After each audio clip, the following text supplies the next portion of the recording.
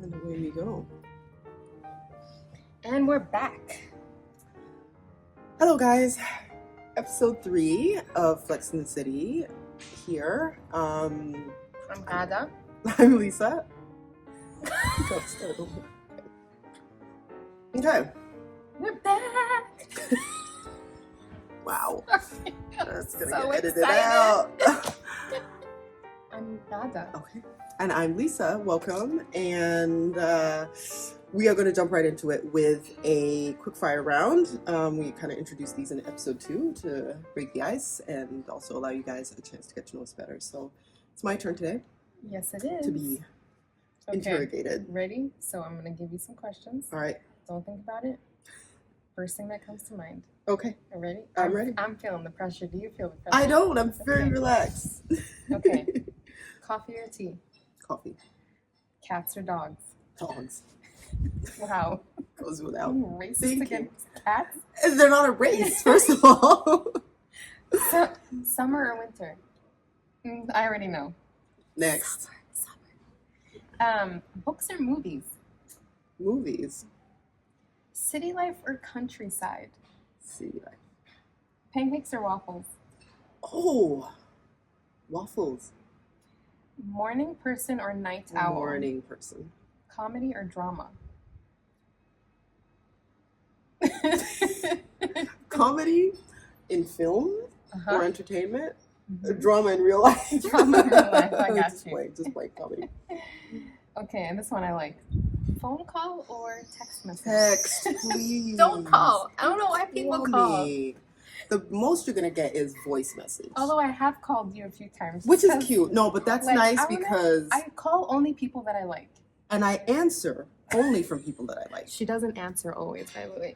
Okay, I'm not always by the phone, but I always call you back. That's true. I don't call That's a true. lot of other people back. She lets it ring once to make it seem like she called and then leaves a voice note. No, I'm kidding.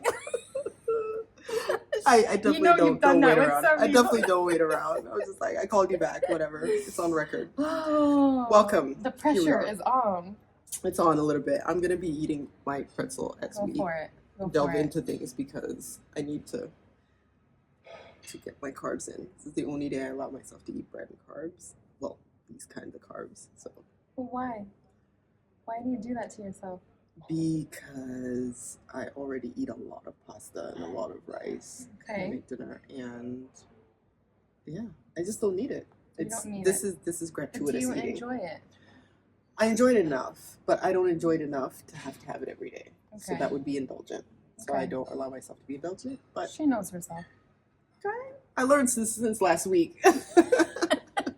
But you're learning. See, that's why y'all need to get the Mhm. sessions in Mhm. because, as you She's can see, learning. changes are happening. Yeah. Like 7 days. Small Metamorphosis. habits. Small habits. Yeah, it's true. All right. Well, how was your week? How are you doing? I'm good. I'm Good. good. Mm. It's been a good week. Yeah, it's been good. The weather's been The weather's finally. been, although it did say it was going to be a bit weird, like rainy and temperature dropped a bit, but I Yeah. can handle this temperature. I know you can, but I can't do anything over 25. Over 25 and I walk around like this, like, Yeah, but that's also because nowhere here can actually deal with anything over 25. Like, there's no AC There's no anywhere. The ACs. houses and buildings are we're insulated. environmentally friendly here, guys. Are we? Headquarters of BMW. I feel the pressure to be environmentally friendly, and everything has to be organized and recycled in these containers. And Well, good for you. Yeah. I I mean, told I you do already like- before you've been in my kitchen. We tried that. We have 4 or 5 different garbage okay, receptacles, and yeah, I tried, but everything ends up in everything. But I'm listen. Before people come for me, I am trying to do my part, yes, and I'm very, very serious about it. The paper. I've got it down to a science. Okay, Definitely separate the good. paper and the glass. good. So that's Okay. good. But just everything else we're working on. But well, good. I'm glad you had a good week. Yeah, Fam's good. Sam's We need to good. get you guys over for dinner Kids are now that good. we've like kind of set up our Yeah, dining I'm waiting for table my and invite. It's coming. I know exactly where I'm sitting on the You dining room do? table. Let me organize my last 2 dining chairs because that has been a freaking I will ordeal. come without the kids too, because I'm an No, army. you will. Like, I You'll be am like, army. so Like, I'm here for dinner. come with or without them. Like, It's all right. People don't invite us because there's like it's too much to be like, yeah, why don't you come with the kids? That's what we were talking about as well too when we were thinking about like, should we have another one? We were like, 5 is a lot. It is a lot. Family of 5 is a lot. Like on a flight. The car is full. Yeah, that's the There's thing. no space. That's the thing. Unless you have one of these crazy like an X8, like your normal sized car is gonna be full. It is full. I always just think about a flight. I'm just like, oh my god, that's so many tickets. It is. That's like a whole row. And the kids are not little kids anymore, so we're literally buying full-grown adult tickets for. When they pass that 2-year mark. These little a-holes that I love so very much. I do. We do. But you know, it's a spectrum. Yeah. It moves around. Oh, my week was good too. I took it easy. That's a lie. I didn't. It's a lie. When do you ever take it easy? I'll do sometimes, but this wasn't one of those weeks. So yeah, I did quite a bit of home workout stuff, and my back is a hot mess now because of it, because I'm an old fart, but also an old unfit fart. Why are you an old fart? We're the same age. I'm a year older. I don't care. A lot happens between 41 and 42. Please don't tell me that, because a lot happened between 40 and 41. Like, isn't it? Isn't it right? No, let's please. Let's talk about that for a second. Perimenopause, like this shit is what real. Is it even? It comes with like PMS like all month long. I was like, what is this? And I was like, okay, but like it's for what? Like a couple months, like worst case a year. She said that they told her it could be up to 10 years. It starts 7 to 10 years before you actually hit full on menopause. So I don't know what women did. Menopause counts as when you basically have not had your period for a full year. That's when they officially say, okay, you're in menopause. Oh, but before that you have like irregular. Before that you have irregular periods. You have the night sweats, which I have experienced beautifully.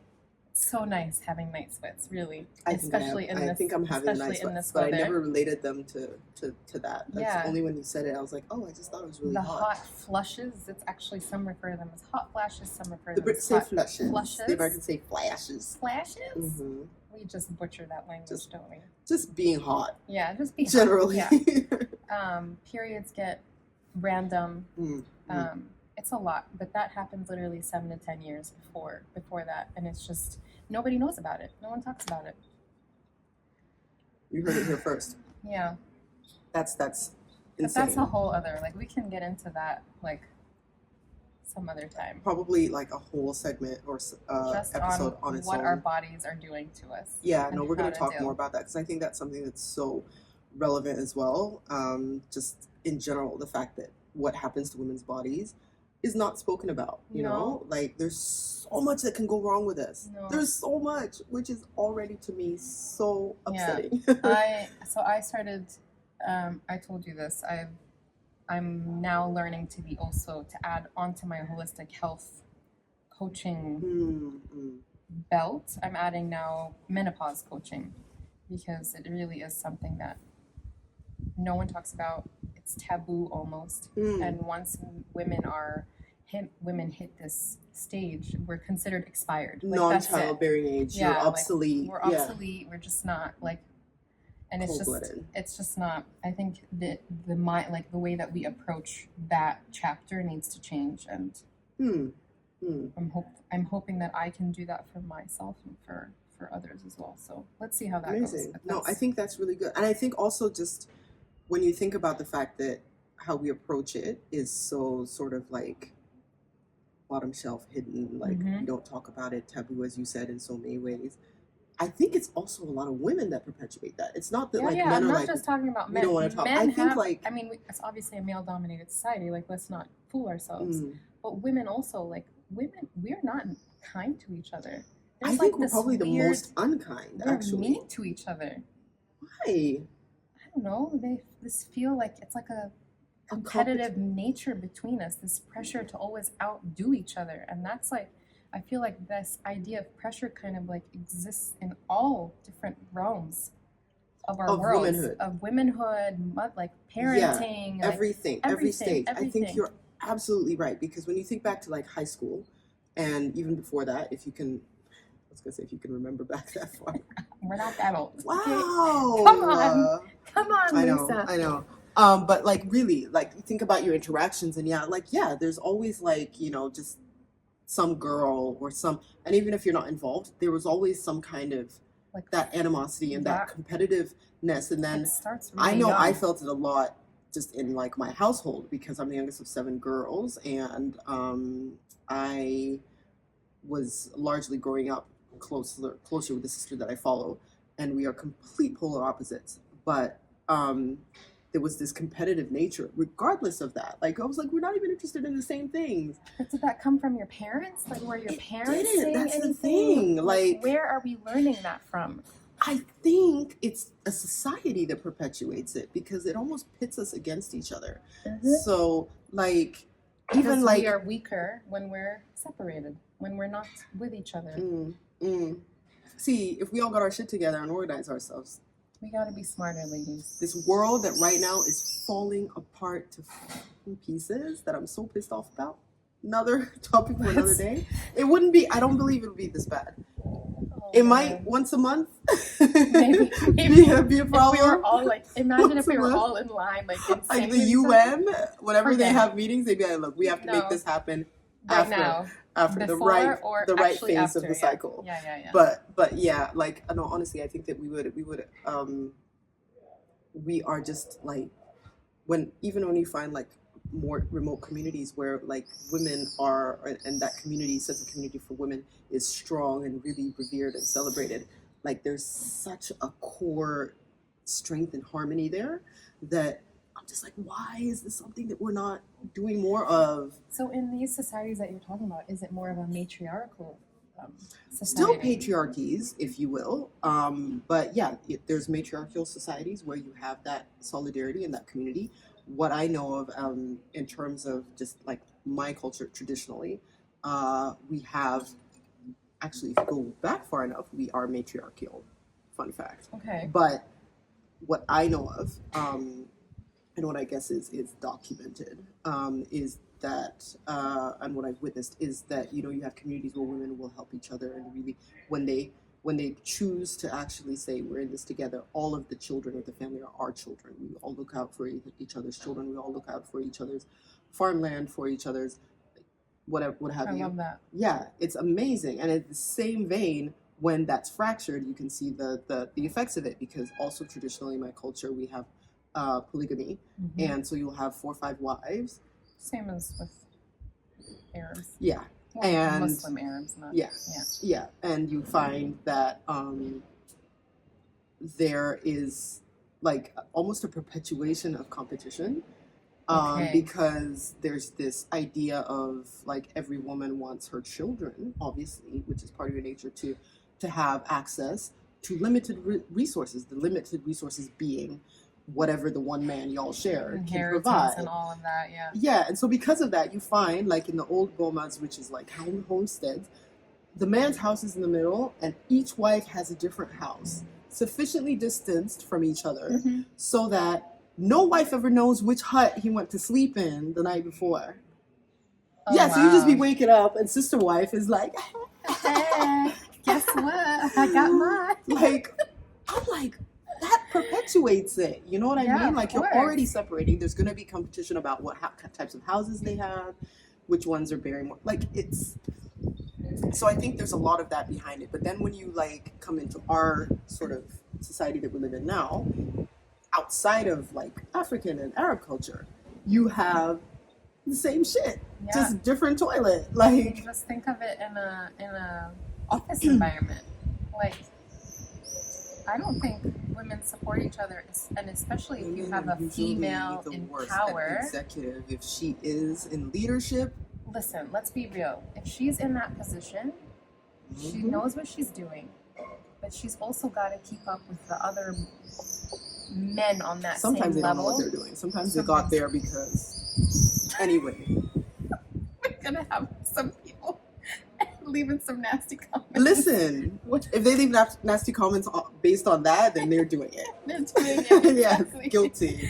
Guilty. If you feel triggered, you know what you did. But I think there's this pressure, and I can see this like in the Arab society, like women who get in these high power positions feel like, and because it's male dominated, that they have to be extra assertive. They have to be extra assertive and be a bit of an asshole, be a bit of a, have this kind of like dictatorship. And just be a bitch almost. To be like, I'm not one of those feminists. Don't confuse me for a feminist. I'm definitely gonna also still run with the boys. Right. And their definition of that is subjugating women to other women, to the women that work with them. Like, but you made it. Like, why not bring the other women up with you? No, because then that woman can take that position away from her. It's always seen as, like you said, competition. There's no other way to look at it, and I find that super sad. Yeah, it is really sad. I think you nailed it as well, because I think it's based on exactly what you just said at the end there, which is they are scared that someone else is going to take their position, so they don't have that confidence and that belief already in their own ability that's unshakable, because there's enough seats at the table for everybody, and if not, then you make a bigger table. And if as a woman you know what it took to get there, like, wouldn't you want to sort of pull people up who are on the ladder behind you and make it easier? I mean, I would do that, but I would do that. No, I would do that. Give me a power position, okay? I'll be there with my power pose, but I will be taking. I will be 4 of you. Hey, it's like the Napoleon complex. Come on. It is. The smaller I am, you know how it ended for him, right? The mightier I am. Okay, so no, don't mess with the tiny people, please. Listen. Okay? Listen, I know. But I would be pulling up the women with me. But I don't know. Is that a personality thing? Is that a?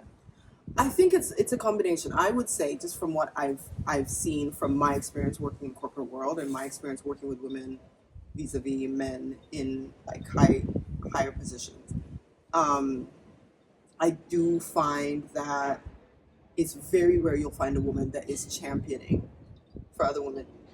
If she is, unfortunately, she's probably going to be on her way out, because the boys are like, listen, you know what? You're making too much noise. You're doing too much. Yeah. Get her out of here. Or it's a situation where she wants so much to be part of the team of the boys club that she's like, I have to deny myself and my own to make sure that I fit in. And that's probably the more likely expectation or explanation. And I think that's like not just with like workplace assimilation. I think even with like racial assimilation, or even with people who just want to fit in. I think it just starts with that. So you find it in schools, you find it at primary school age, high school, college even. Although I don't feel like we had those issues in college. No, I feel like almost like when we were in college, like we almost took a break from that. I don't know. At least our group. I'm sure there's a lot of other people that experience that. We were also like a really diverse friends group. So that might be also the element of diversity plays a role into that. Plays a factor into that. I think because we were all, most of us, quite secure people already. So I think that helped. Secure in university? Who are you fooling? Quite. Not fully. Quite. Still trying to compared to the people around, compared to the things we witnessed. You're right. I think we were all right. We didn't fall into a lot of that crap that people did. We had some things figured out. Yeah, and I think even if we didn't have it figured out, we had like sort of. She's now realizing. I just remembered some stuff, but maybe we didn't have it figured out. On the job training as well. Like we learned as we went as well. But I just don't remember having that extreme of an issue really in college, but I do know that that's a thing.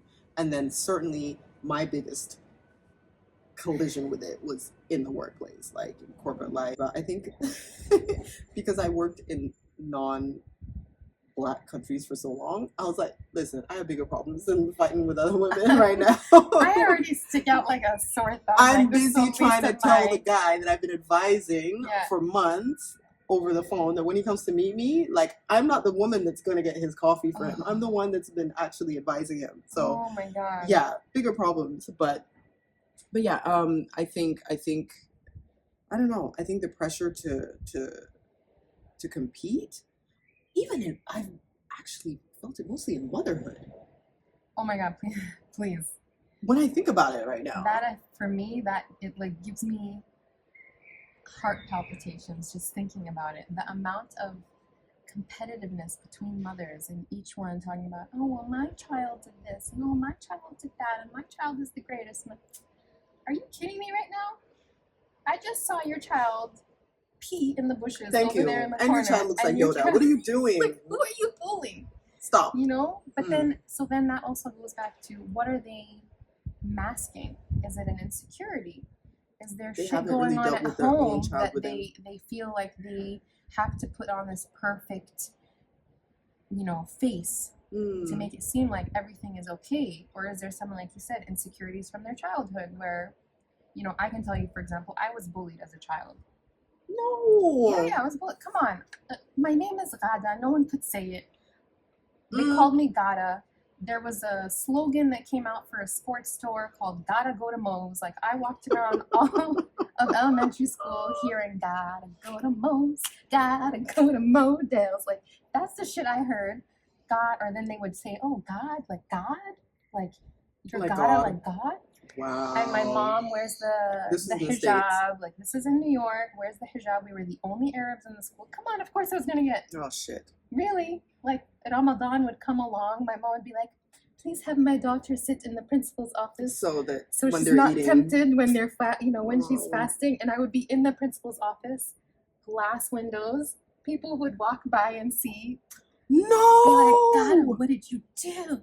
What did you do? Like shit like that. Oh my God. Of course I was gonna get bullied. But so maybe, that could easily, for anyone who was in that kind of scenario, like they want to make sure that their child also doesn't have those kind of experiences. So maybe they create this like perfect child image. I do the opposite. Like, I don't even talk about my kids. I love my kids, but I don't brag about them. For me, it's like, if there are small or big wins, like, I'll keep that for us at home. You celebrate that with them. I celebrate that with them. More important. I don't know, and again, that could also be maybe something cultural, because we have the whole like evil eye thing. Yeah, you don't want to put it out there because people are gonna. Yeah. Or it could be that I didn't get enough of that as a kid, where we're like, parents told you, oh, I'm proud of you, or maybe so that's why I don't talk about it. I think my mom actually did a pretty good job. Like, if any one of us did something good, like, she'd be on the phone, be like, oh, you gotta hear, you gotta know what my daughter did today. It's always on the phone. It's always a But yeah. So, how many of you? How many siblings? I have 2 sisters and 2 brothers. Yeah. But your mom was busy. That she had her last baby at 43. So my youngest is 18. We both share the same birthday.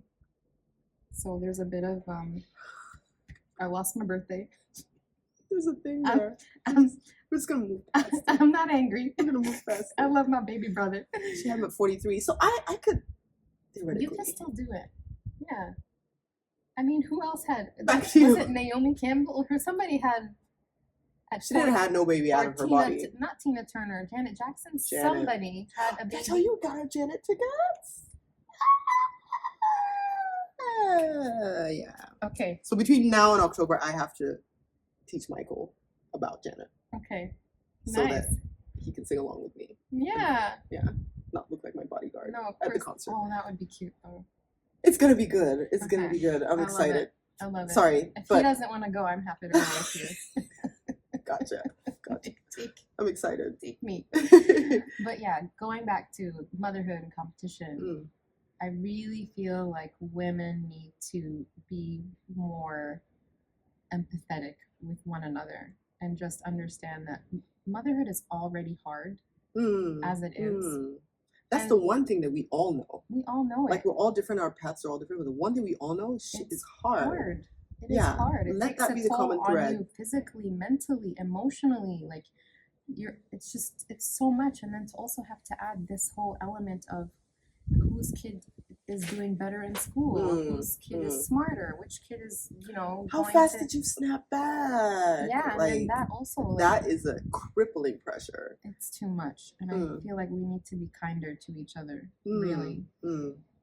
I mean, having said that and fully agreeing, I definitely see the need for it. I sadly don't see it changing because there's now even like financial gain to be made from perpetuating that, from snapback bodies and in that regard, and sort of like best postpartum workout, and it's all about like, and I understand the pressure because I think certainly in my first, I still feel it now obviously, but in my first pregnancy I felt it so much that I was terrified that I didn't even really take a moment to enjoy that postpartum period because I was so focused on just getting back to your own body. Like, but in my mind I was like, to who I was before, which is so twisted. Dangerous language as well, because you're never going to be who you were before. I think someone told me you're either going to be better or worse, but you're never going to be the same as who you were before. You're never going to get that old person back. And you're a mom now. You're definitely going to change. Let go of it. Back to your point. We don't know what's happening with our bodies as women. No. 2 years these hormones are in your body. 2 years after you've given birth. Exactly. You still have those hormones in you, and it's still like this and then and then you've got women who, like me, who've had C-sections. Like, you don't even we don't release the hormones the way that you're supposed to. That's right. When you have a natural birth. So it's like you see everybody getting their shit together. Everyone's talking about getting it, and I'm just like, what is happening? I had postpartum depression. Right, you did. I think with all 3 kids, each kid came along. I was like, okay, here comes the postpartum. All right, like, you're just ready for it. I'm just ready. I was not ready for it with my first kid, and a year into it, my husband literally had to take me to a psychiatrist just because I was always sick. I was always moody. I was always sad. I was always crying, and he was just like, yeah, you have postpartum depression. Here's some drugs. I'm like, no, thank you. I know what I have now. I just need to know that it. I needed to know what was happening was okay and was normal, and I was like, okay, I can deal with this now. I don't need that acknowledgement is such like something that legitimizes how you feel. Because like everything that you see on social media will be like, you're just lazy. Like, look at this mom. God. She had twins. She's 5 weeks postpartum. She's flat belly. She's back in the gym. You're like, how? Social media is just killing me. Like, even though I do all of with my coaching, I do everything on even Instagram. We're doing this, like, we're promoting this on Instagram. It's a necessary evil. It has to be there. It's just this perfect, beautiful, filtered world. This highlight reel that's and the problem is double-edged. We know that this is not real, but we still let it get to us. But the brain is just like, oh, it looks real, must be real, blah, must blah, be blah. real. You should have this. You should look like this. You should act like this. And if you're not doing that, something's wrong with you. And like, to be able to actually excel on that platform, you have to drink the Kool-Aid a little bit. Like, have to kind of because you got to speak stand out in the a language, little bit, right? Yeah. Right. It's so difficult to try and balance, like, okay, this is who I am. This is what I do. This is what I'm good at. This is what I'm capable of. And this is just a platform to either whatever it might be that you use it for. This is just a platform. It's not me. And what I see there as well is not them. It's a platform. Yeah. Very hard. Very hard. You see more and more people coming out now and just kind of like being vocal about how this isn't real. Yeah. Yeah. I don't know if it's enough though. I don't think it is, and I think I like worry about like our kids because like you just said, you were bullied, but that's run of the mill stuff. You know what I mean? Yeah. Like, you came of age in a time when, all right, I know I'm gonna be bullied for like people like thinking my name is funny. Like, I got that too. Or people are gonna say it wrong. People are gonna do this and that. Now there's a whole genre of like abuse and bullying that exists that didn't exist when we were coming of age. So our kids have to grapple with that. Like, where do you draw the line? Because you want to insulate or protect your kids, but at the same time, you don't want your kid to be the only one that doesn't have access to. Of course. So, like, how do you? what are you doing with the social media thing with your boys? So my kids still don't have social media, as far as I know. As far as I know, is I mean, they need safe. They need an email address to be able to set it up, and from what I gather, that has not happened. Right. There are moments where they say we want a YouTube channel because we want to be rich and famous. So we have set up like a YouTube channel for them because we thought, yeah, let's get you rich and famous so that we can retire. Take care of us. That didn't work out. I think if I can keep them off social media as long as possible, that is my aim. So right now the oldest is 13. He has not asked for it. He does not want it. I don't know if it's because he's a boy and it's not a thing. But I know they're on WhatsApp all the time and they're sharing memes and they're like, that is, but they are also, I'm lucky that my kids so far have a good support, like a good group of kids that are around them. Yeah. So I don't worry too much. There are maybe one or two that I'm like, you know, with my middle child where I'm like, I would rather that you not hang out with them. There's always one. But yeah, so far they're still young. What I'm gonna do when they're 16 or 17, I think by that point I won't be able to fight it as much. But I'm lucky that I have been able to keep them off of it until now. Really well done, yeah. Really well done. Because I do know some families where their kids are on TikTok already. They're already on, and it's because they also felt like, oh my God, you know, they're gonna be the left parents. behind. These kids they've set up their kids to have this already. I need to do the same thing as this. I want to be the cool mom too. Like I That's another pressure too. It's just like, oh, I want to be the cool parent. Like I don't want to be the heavy sort of the cop parent. Which I think I am. I think I'm the 100%. mean, boring. I'm totally bad cop. Like bad. Oh, I'm almost Michael's bad good cop. Yeah. Yeah. Necessary because. Listen, we were brought up in a different time. And I still think I'm soft compared to how I was brought up. Oh, I know. Like, there's no like sticks hiding on top of curtain boxes in this house. That was the standard with us. And if they ran out, we had to go outside and cut a new one. Like, that's the norm for us. That's not happening around here. My mom used to have a stick with, at the end of it was a slipper. It was a fly swatter. That was like... No, ma'am. No, she quick did not. access. Yeah. She was a smart woman. She's like, I've got a multi-purpose tool here. I can swat some flies and spank some butts at the same time. The slipper hurts so bad to a rubber slipper. It was a slipper. Yeah, it was a rubber slipper. Oh, because they reverberate. They come back. Oh, those hurt so bad. So I always tell my kid, like, you have no idea. You're lucky. If I talked to my mom the way that you talk to me, like... You couldn't even think about it. It couldn't come out of your mouth because your voice would shake before it exited because you already see how that whole picture is going to end. Man, yeah, it's hard. So not only are we grappling with more things that make it difficult for our kids to kind of grow up in the right path, we don't have the tools that we had. No. Because, laws. But this whole, like, get on the same level as the kid, like, get down on their, you know, and talk to them, like I can't. Listen, I tried it. Gentle parenting. Gentle parenting. I'm like, I did try it. I tried it for about 5 minutes. It's a good effort. I tried it too. It just didn't work. But I tried the screaming thing too. That doesn't work either. So I was like, just the screaming walk thing around doesn't really work mute. I don't get it. What do you want from me? What I found out works, and every kid is different, but what has worked for us is actually 2 things have worked. Okay. And I think I told you about this before, but what my standard, short of those methods we just mentioned, was all right, then you just don't get dessert for like a week. And that could be okay and dealable, but if we're like making creme brulees at home or chocolate souffle and you know you're not having any, cuts deep. Okay. That was effective. That results within 24 hours. Okay. That was good and lasting results. But repetition required. Yeah.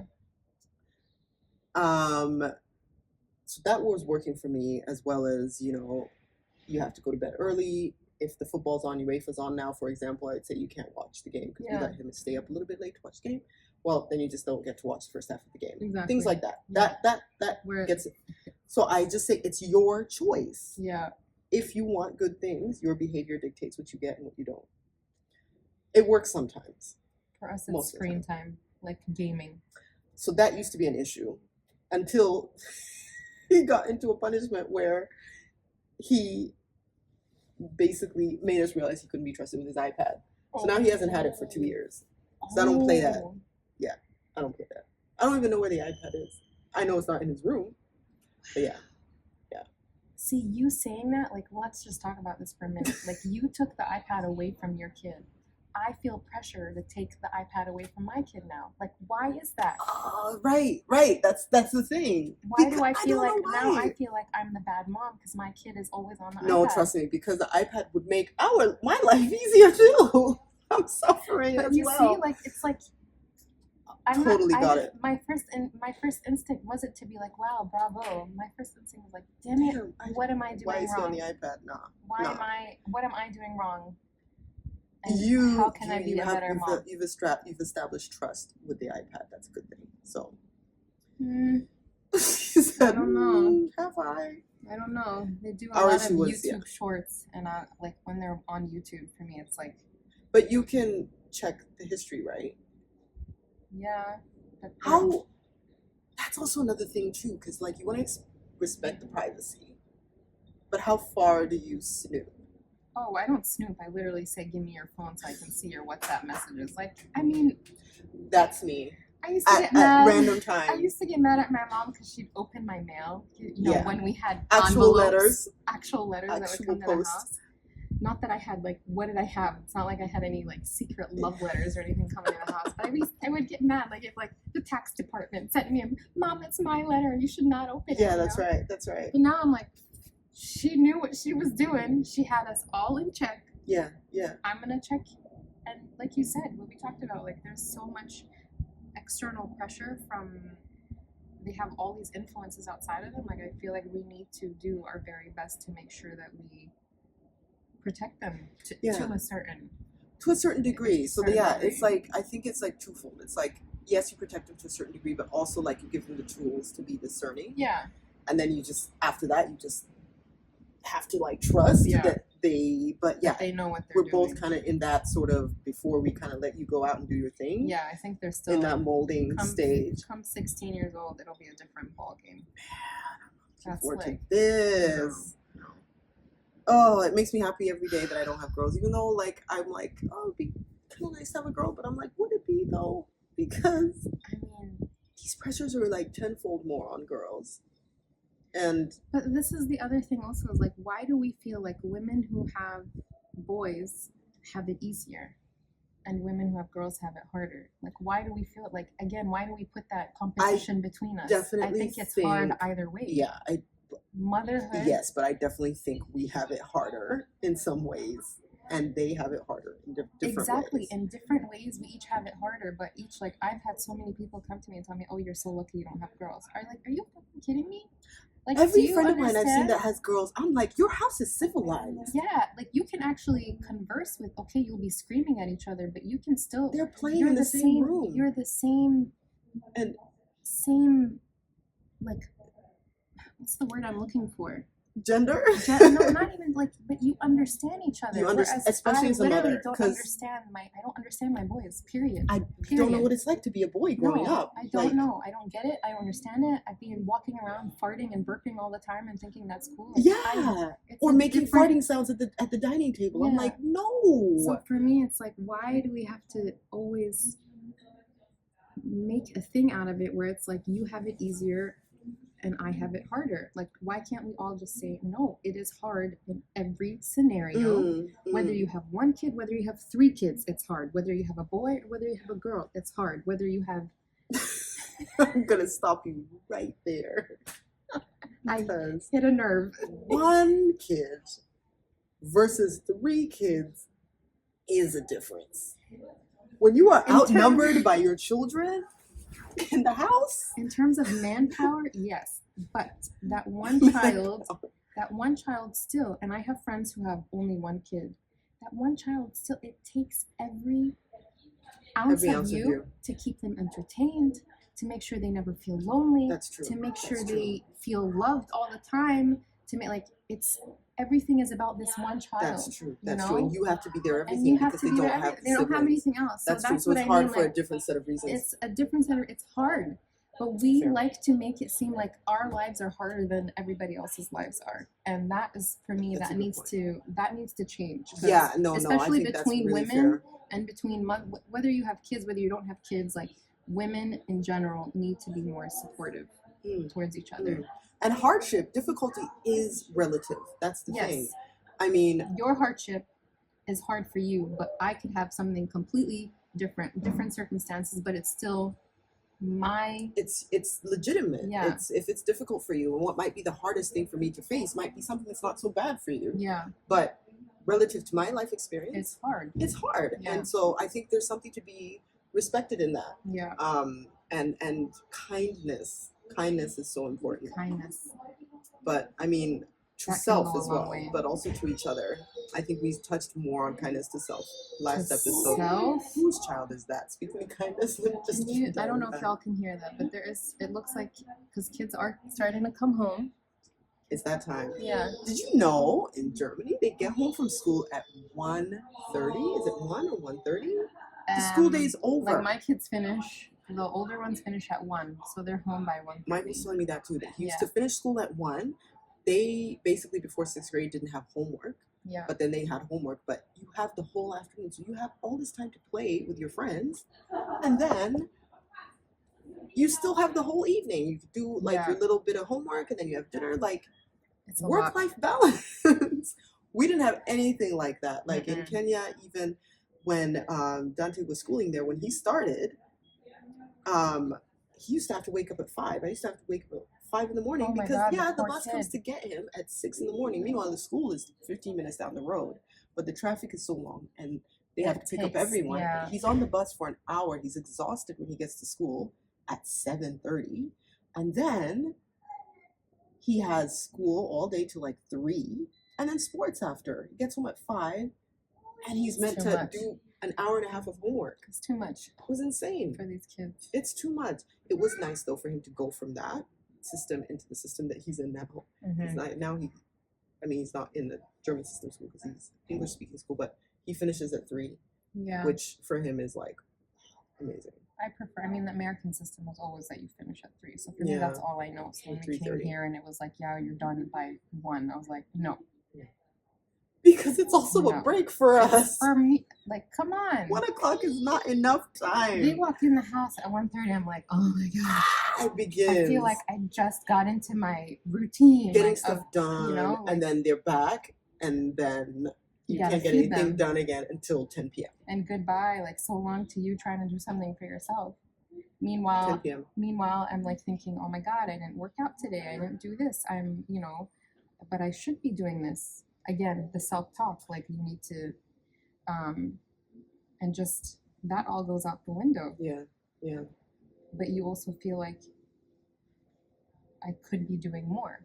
I need to have the perfect home. I need to have the perfect body. I need to be the perfect mom. I need to, like, we also put that pressure on ourselves. And it's just, 100%. It's not realistic. It's not sustainable. It's not sustainable. It's not.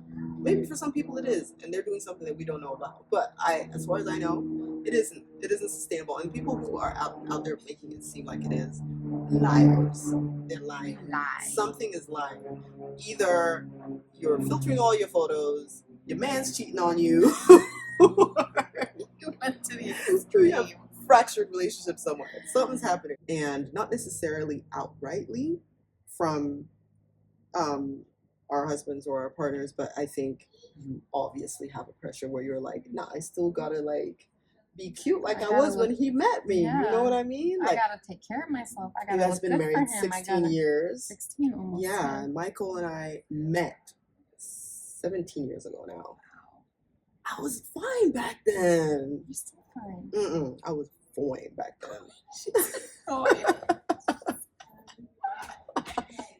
want me to do peace out, but you said form. I know. God damn, we keep aging ourselves on this thing. Oh, please subscribe, guys. We're actually mad cool, Like- honestly. We're just getting our the groove, feel. getting into the groove. But no, I really was, because that's what it was back. There's no other word to explain. But yeah, like obviously things change, and like you have that fear for yourself, where you're like, I don't look the way I did before. Is he still gonna love me?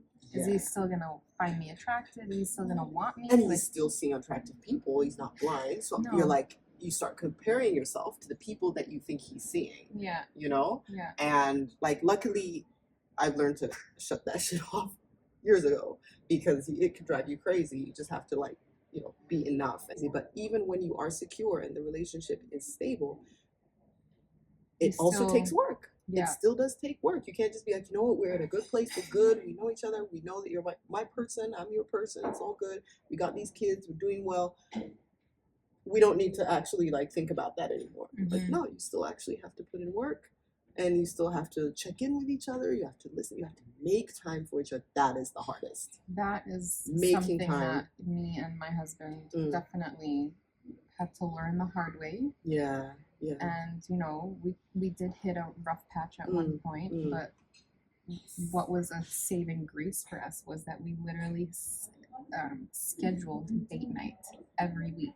It's not sexy, but you gotta. It's you not gotta like do we it. literally.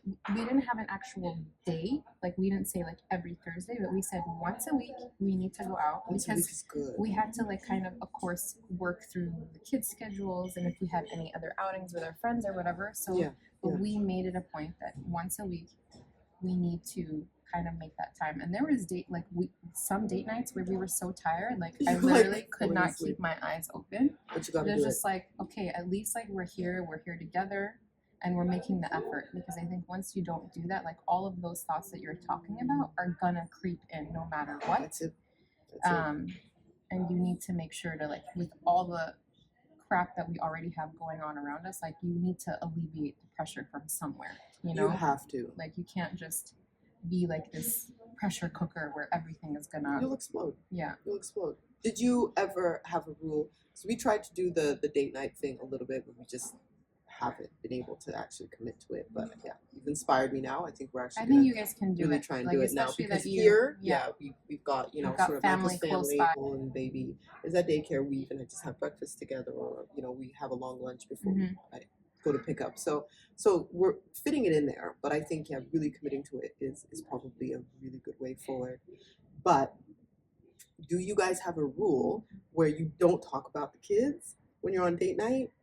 I try, like sometimes he'll mention something with the kids and I'll be like, let's not talk about it. Or sometimes I'll do it and he'll say, like, we'll verbally remind each other, like, this is not about the kids. Yeah. Because you also, like, will notice sometimes, like, we have a lot of, like a lot less to say to each other sometimes because we always talk about the kids. Always talking about the kids. 100%. And I'm like, do we even know each other? Like, hello? Like, if we didn't have these kids, would we be able to go on a Yeah. date and actually have stuff in common like back in the day? that's the funny thing is that we did know each other once upon a time before kids. We did have like a base before kids. So why is that, like, why does that disappear as soon as these babies start flying out of us? Like, flying out of us, though. Well, in our case, cut open. And I was like, I don't know about yours. Why would I flying out? Mine did No not way. fly out, no. But no, there's just always like feeling like you have to stay on top of it with the relationship, because I do feel also like for our kids we want to have like a solid foundation for them, and if they need to see that healthy. They need to see that healthy relationship to be able to then know what that means and perpetuate. Yeah, exactly. Yeah. And have that or for improve themselves. upon it. Exactly. Yeah. You realize that even when you get to a place where you're like, okay, like we get each other, we know each other, I know his habits, I know what he's thinking before he says it, I know what he means when he says it like this, like you just know each other inside out. And then you go through periods where you grow or things happen that sort of change you as an individual, parenthood, for example, or you know, different positions and jobs, or you know, a lot about my behavior has changed because we're in a different environment, and how I I socialize, and now you have like a person that you kind of have to in some ways get to know again. Yeah. And so you literally Without have the to kids. date each other. Yeah, you have to date each other again. Exactly. Which can be fun as well. It keeps things fresh. It does. It does. Yeah, I think. Wow, we covered a lot. Pressure, yeah, but we like it shows you how much pressure we're feeling all the time. And I just think there's so many things that we can be doing to kind of like counteract that. Like we need to almost have this like maybe support network between each other, a community, and specifically with us as women, like a support group of, like a sisterhood. Agreed. And I think men need something similar too. They need their own support system, but I don't feel like they're as quick to recognize it or want to do something about it as we are. Which I think possibly makes them more vulnerable. Exactly. But yeah, no, I agree. Like, I think it's so important to have that and to utilize it. So, so thank you for being my community here. Because always. I don't have any friends here. You will get friends. I don't want to make new friends. She's too tired. I'm tired. I have the friends I want in life.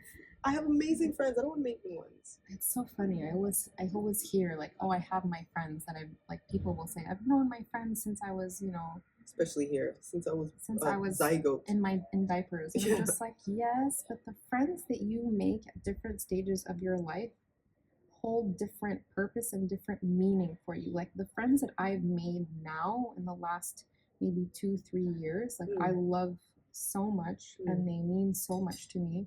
And I sometimes feel a closeness to them more than the ones that I've known for decades, And I just feel like don't dismiss meeting new people, because every person that comes into your life is going to have a different, not say job, but more like a different role, and they play a different role in your life, whether it's permanent or just like passing through. So don't close yourself off. Not yet. Well, that will be in an update surely at some point in time as to whether I've let anyone else in. Stay tuned. But yes, no, and I hear what you're saying. Jokes aside, I really do. And I do understand that as well, because you the same way you can disconnect with friends and then reconnect at a later stage in life when you're both kind of similar to us. Exactly. And connect in a different way than you did when you initially met. And so I think that's definitely there. I'm just not at the age where I have the energy to put the effort into it. But if it happens, I'm open. I hear you. Yeah. And you've also just got so many things going on right now. Like you also need to be in that right mindset, I think I'll get there. Yeah, but I believe that you will. Yeah, but it's exciting. It's a very fun and interesting journey. And again, guys, did you have anything else to add? No, I think it's just be kinder to each other. Yeah, and yourselves. Support each other. Celebrate the imperfections. Life is not perfect, right? It's a tough one. I can't say right to that yet, but what she said. Yes, but definitely there's certainly more to life than perfection. Perfection is a concept anyway. It doesn't exist. But yeah, I think it was a really good discussion for this week. A little bit more serious than I think our other episodes have been. But I hope that you guys hopefully got something from that. And if you want to discuss further or just share stories with us or have us discuss something, let us know. And we can see if we can get to it on our next episode. So, but aside from that, then happy Friday for me. And happy Friday. Bye. See y'all.